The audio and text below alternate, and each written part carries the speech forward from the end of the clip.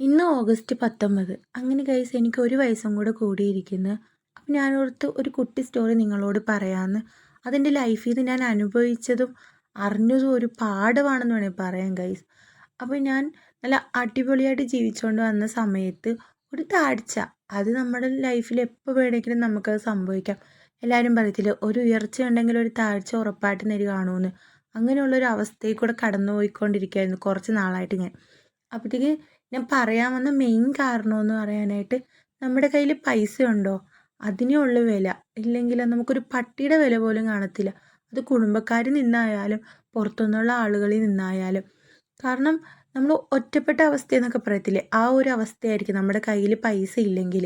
അതിൻ്റെ ലൈഫിൽ ഞാൻ നല്ലപോലെ അനുഭവിച്ചൊരു കാര്യമാണത്. അത് ഇത്രയും നാൾ നമ്മൾ അടിപൊളിയായിട്ട് ജീവിച്ചുകൊണ്ടിരുന്നപ്പം ഒരു താഴ്ചയൊക്കെ സംഭവിക്കില്ല. നമുക്ക് പലരുടെ മുഖം എന്താണെന്ന് നമുക്ക് അറിയാൻ പറ്റത്തുള്ളൂ.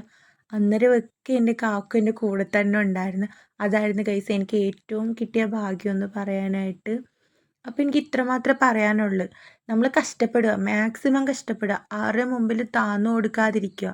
നമുക്ക് എപ്പോഴെങ്കിലും ഒരു വിജയം ഉറപ്പായിട്ട് നേടുക കാണും. അതിൻ്റെ ലൈഫിൽ നിന്ന് ഞാൻ പഠിച്ചൊരു പാഠമാണ്.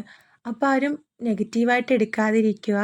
ഞാൻ ഓർത്ത് എനിക്കിന്നൊന്ന് പറയണമെന്ന്. എനിക്കറിയത്തില്ല ഗൈസ്, എൻ്റെ മനസ്സിൽ ഭയങ്കര സങ്കടമായിട്ട് കിടന്നൊരു കാര്യമാണിന്ന്.